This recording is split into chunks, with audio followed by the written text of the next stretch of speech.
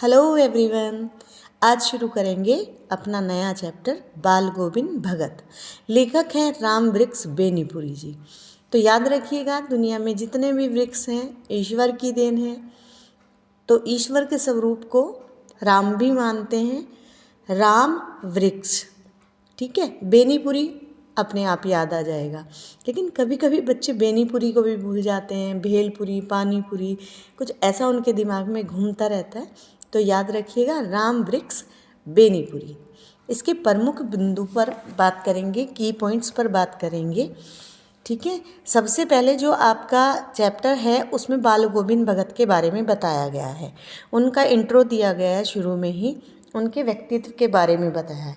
देखिए, व्यक्तित्व की जहाँ तक बात करते हैं, सबसे पहले हम देखते हैं कि सामने जो व्यक्ति दिखाई दे रहा है वो कैसा है देखने में। तो उसका बाहरी व्यक्तित्व बताया गया है। इसी तरह उन्होंने कहा है कि वो एक मझोले कद के, ना ज़्यादा लंबे थे ना ज़्यादा छोटे थे, गोरे चिट्टे आदमी थे। 60 से ऊपर की उनकी आयु रही होगी। लंबी दाढ़ी नहीं रखते थे, साधुओं की तरह बड़ी बड़ी जटाएं भी नहीं रखते थे, किंतु चेहरे पर हमेशा छोटे छोटे सफ़ेद बाल उनके हमेशा रहते थे। हल्की दाढ़ी रहती थी। कपड़े बिल्कुल कम पहनते थे, कमर में लंगोटी मात्र पहनते थे और कबीर पंथियों की सी कनफटी टोपी पहनते थे। जब जाड़ा आता तो एक कमली ऊपर से ओढ़ लेते थे। मस्तक पर हमेशा रामनंदी चंदन लगाए रहते। रामनंदी चंदन जो एक नाक के एक छोर से शुरू होकर टीके की तरह ऊपर तक जाता था। गले में तुलसी की जड़ों की बेडोल माला वो डाले रहते थे, तुलसी की माला गले में पहनते थे।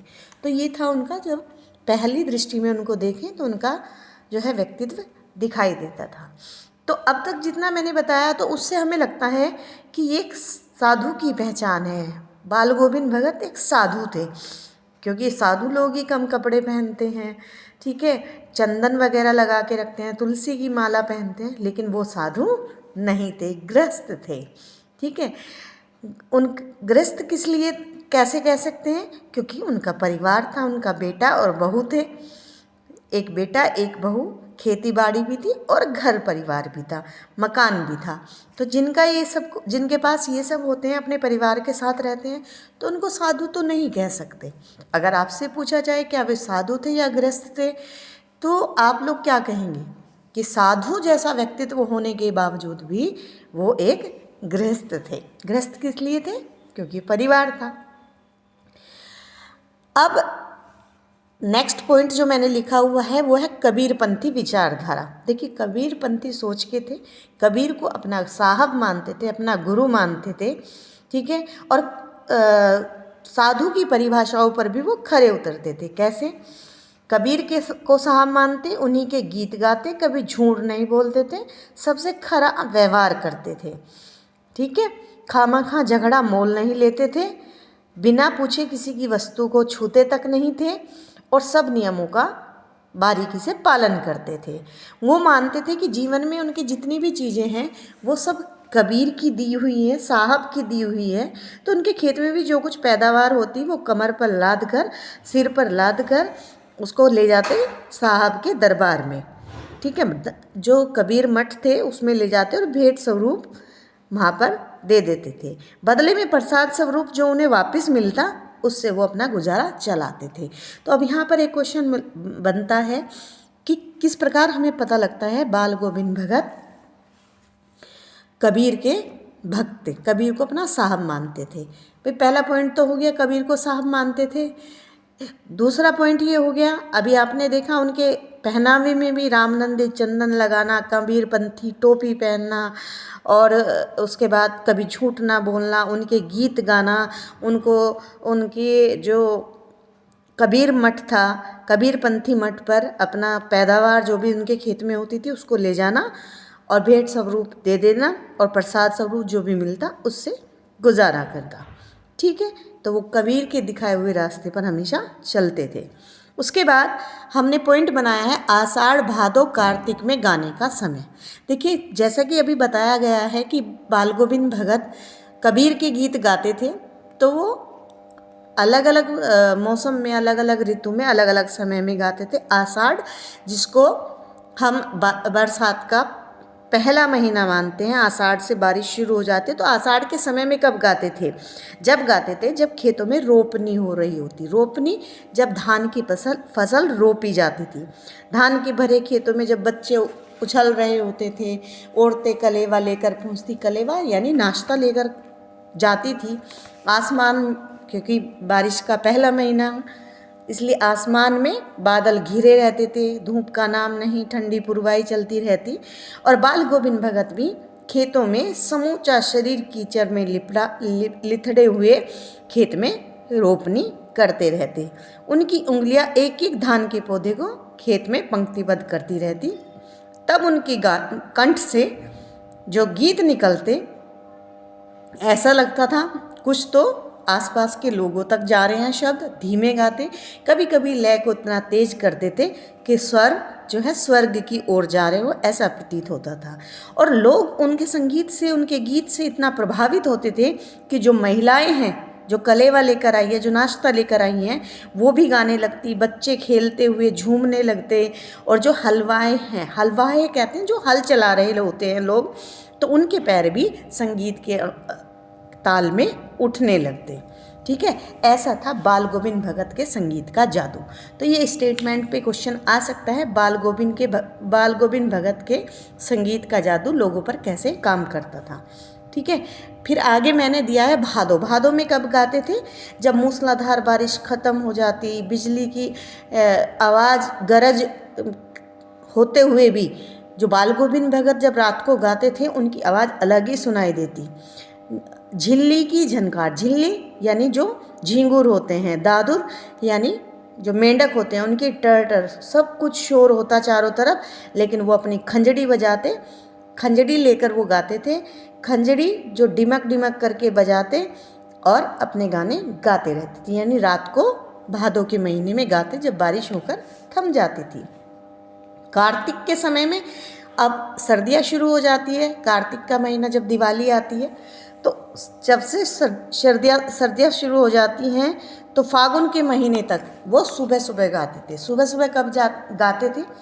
जो उनका गांव था, उन गांव के किनारे पर ही, गांव के पास ही नदी थी, और नदी में जाकर स्नान करते। गांव से करीब 2 मील दूर वो नदी थी। वहाँ से नहा धोकर लौटते, और गांव के बाहर ही एक तालाब था। उस तालाब के पास ऊंचे टीले पर बैठकर खंजड़ी बजाते और गाने लगते और उन गानों में इतना ज़्यादा खो जाते, ना उन्हें ठंड की परवाह रहती, ना उन्हें किसी तरह की। तो वो क्या करते, जब तक धूप निकलनी शुरू होती सुबह के समय तक वो गाते रहते थे। एक बार तो लेखक, जब पोह और माह का इतना ठंड पड़ती है, लेखक भी उनके गाने की आवाज़ सुनकर तालाब तक पहुंच गए।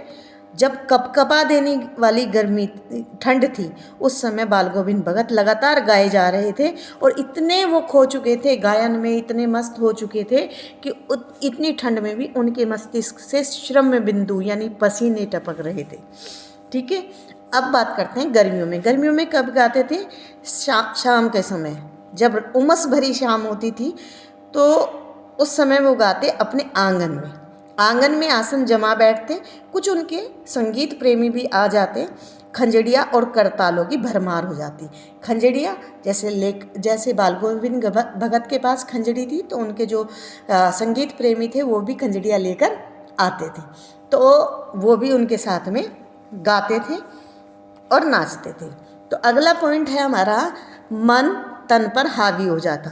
तो यहीं पर आएगा, देखिए बेटा, जब वो लोग आ जाते बाल गोविंद भगत के साथ में गाने के लिए, तो तालियां बजाते और गाते।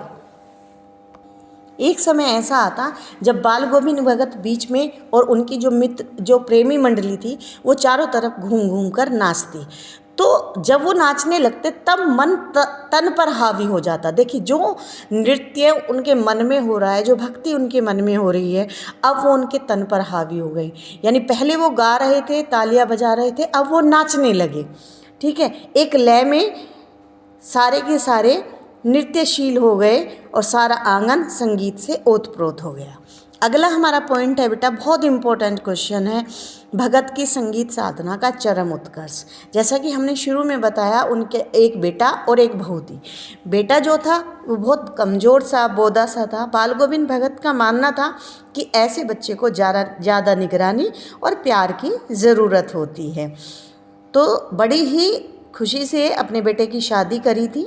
जो पतोह थी बड़ी सुभग थी, बड़े भागों वाली थी, सुशील थी। काफ़ी हद तक उसने घर के सभी जिम्मेदारियों से भगत को जो है फ्री कर दिया था। उसके बाद जो बेटा था उनका बहुत कमज़ोर सा था, बीमार रहता था। बीमार होने की खबर किसी को नहीं लगी।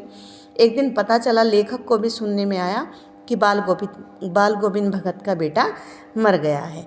तो जब देखिए हमारे अब तक आपने देखा हमारे संसार में ऐसा ही होता है, हम लोग मोह माया से बंधे हुए। अगर परिवार का कोई भी सदस्य चला जाए, उनका तो जवान बेटा चला गया था, तो कहीं ना कहीं हम लोग इतना टूट जाते हैं, रोते हैं, काफ़ी समय तक, सालों तक रोते रहते हैं। लेकिन बाल गोविंद भगत नहीं रोए। उन्होंने क्या किया, बेटे को आंगन में एक चटाई पर लिटाकर सफ़ेद कपड़े से ढक दिया। कुछ फूल जो वो हमेशा लगाते रहते थे उनके ऊपर डाले, और तुलसी दल भी यानी तुलसी के पत्ते भी। सिरहाने पर एक चिराग जला दिया और सामने ज़मीन पर आसन जमाए गीत गाते जा रहे थे। वही पुराना स्वर, वही पुरानी तल्लीनता, कोई दुख नहीं, कोई निराशा नहीं। घर में जो पतोहू रो रही थी उसको भी बार बार जाकर समझाते कि ये रोने का समय नहीं है, ये उत्सव मनाने का समय है। तब लेखक को लगा कहीं बाल गोविंद भगत पागल तो नहीं हो गए हैं, लेकिन कहीं ना कहीं वो ठीक थे। वो अपनी पुत्र वधू को बता रहे थे कि ये उत्सव मनाने का समय है। ऐसा क्यों कह रहे थे? इसलिए कह रहे थे, उनका मानना था कि जो आत्मा है वो परमात्मा से अलग हो गई थी जब जीव ने जन्म लिया, जब उनके बेटे ने जन्म लिया। अब वो आत्मा फिर से परमात्मा में विलीन हो गई है, मिल गई है। यानी एक प्रेमिका अपने प्रेमी से जाकर मिल गई है। तो उस समय उन्होंने ये कारण बताया उत्सव मनाने का। ठीक है, फिर आगे कहते हैं अपने बेटे की पत्नी से, अपनी पतोहू से ही अपने बेटे की चिता को आग दिलवाई, और 1 साल की अवधि पूरी होने पर उसको उसके भाई के साथ कर दिया चलता कि जाइए और मेरे पुत्र वधू का दूसरा विवाह कर दीजिए, क्योंकि ये अकेली अपना जीवन कैसे काटेगी। अब यहाँ पर पता चलता है कि वो स्वार्थी नहीं थे। उन्होंने अपना स्वार्थ नहीं देखा, उन्होंने अपनी पुत्र वधू की खुशी देखी। लेकिन पुत्र वधू भी जैसा कि पहले बताया गया है, सुशील थी, सुभग थी, अच्छे भागों वाली थी। तो वो काफ़ी अच्छा ध्यान रखती थी बाल गोविंद भगत का। वो उनको छोड़कर नहीं जाना चाहती थी। उसको लगता था कि मेरे जाने के बाद आपकी सेवा कौन करेगा। तब उन्होंने कहा कि अगर तुम नहीं जाओगी तो इस घर को छोड़कर मैं चला जाऊंगा। तब उसको वहाँ से जाना पड़ा। तो अभी देखिए आगे मैंने 6 पॉइंट पर लिखा है सामाजिक रूढ़ियों के विरोधी। देखिए जितना मैंने पढ़ाया है इसी में ही आ गया है। पहला पॉइंट, सामाजिक रूढ़ियाँ हमारी, किसी की मृत्यु पर हम रोते हैं लेकिन वो नहीं रोए, हम शोक मनाते हैं, उन्होंने उत्सव मनाया। दूसरी बात, हमारे यहाँ क्रियाक्रम कोई पुरुष ही करता है किसी का अंतिम संस्कार, लेकिन उन्होंने अपनी पुत्र वधू से कराया। तीसरी सामाजिक रूढ़ियों का खंडन कहाँ किया? उन्होंने विधवा विवाह करवाया, अपनी पुत्र वधू का दोबारा से विवाह करवाया। लास्ट का पैराग्राफ मैं बताती हूँ। लास्ट के पैराग्राफ के लिए मैंने लिखा हुआ है भगत की मृत्यु उन्हीं के अनुरूप हुई। देखिए भगत क्या चाहते थे? भगत चाहते थे कि मैं कभी किसी से सेवा ना लूँ। यहाँ तक कि जब वो हर वर्ष गंगा स्नान के लिए जाते थे तो उनका मेन मकसद जो था वो गंगा स्नान नहीं था, वो संत समागम के लिए जाते थे। संतों के साथ उठना बैठना और लोक दर्शन के लिए, समाज के दर्शन के लिए जाते थे। पैदल ही जाते थे। करीब 30 कोस पर गंगा थी, और तब भी रास्ते में किसी से मदद नहीं, घर से खाकर चलते थे और आकर ही खाते थे। उनका मानना था साधु को संबल लेने का क्या हक, तो साधु को किसी से सहारा लेने की कोई आवश्यकता नहीं होती। और वो गृहस्थ भी थे, खुद को साधु भी मानते थे और गृहस्थ तो थे ही। गृहस्थ व्यक्ति भिक्षा क्यों मांगे? तो दोनों ही कारण थे, वो किसी से कुछ नहीं लेते थे, इसलिए घर से खाकर चलते और अब वापस आकर ही खाते थे। रास्ते भर खंजड़ी बजाते, प्यास लगती तो हाँ पानी पी लेते थे, ठीक है। लेकिन अब बुढ़ापा आ गया था, लेकिन टेक वही जवानी वाली, वही काम करने का तरीका जैसे वो अपनी युवा उम्र में करते थे। लेकिन अब की बार जब लौटे तो तबीयत थोड़ी सी खराब थी, बुखार आने लगा। लोगों ने कहा आराम करो, लेकिन वो नेम व्रत को छोड़ने वाले नहीं थे, अपने नियमों को तोड़ने वाले नहीं थे। नियम से उठते, नहाते, गीत गाते, ठीक है, खेती बाड़ी देखते, स्नान ध्यान करते। और एक दिन, क्योंकि रोज गाते थे और रोज लोगों को उनकी आवाज़ सुनने की आदत हो गई थी, एक दिन घर से कोई आवाज़ नहीं आई। सुबह के समय लोगों ने देखा तो सिर्फ एक पंजर पड़ा था, एक शरीर था वहाँ पर, उसमें आत्मा नहीं थी, यानी बाल गोविंद भगत मर चुके थे। तो इस जो चैप्टर हमने पढ़ा, इससे शिक्षा क्या मिलती है, लास्ट पॉइंट है शिक्षा क्या मिलती है। सबसे पहले तो है रूढ़िवादी परंपराओं का खंडन, जो हमारे समाज को गलत दिशा में ले जाती हैं। जो परंपराएं, जो रूढ़ियाँ, हम उनका विरोध कर सकते हैं, हम आज के अनुरूप उनको ढालने की कोशिश कर सकते हैं, ठीक है। इससे हमें ये वाली शिक्षा मिलती है। दूसरी बात, हमें अपने नियमों का पूरी तरह से पालन करना चाहिए। स्टूडेंट लाइफ में तो करना ही चाहिए। लाइक हमने नियम बना लिया कि हमें अपने घर में बैठकर हमें 4 घंटे पढ़ना है, 4 घंटे पढ़ना है तो पढ़ना ही है, आंधी तूफान कुछ भी आ जाए, हमें 4 घंटे पढ़ना है तो पढ़ना ही है। हमें नेम व्रत का पक्का होना चाहिए, तभी हमें कामयाबी मिल सकती है। तो ये था हमारा आज का चैप्टर, बाल गोविंद भगत। Thank you.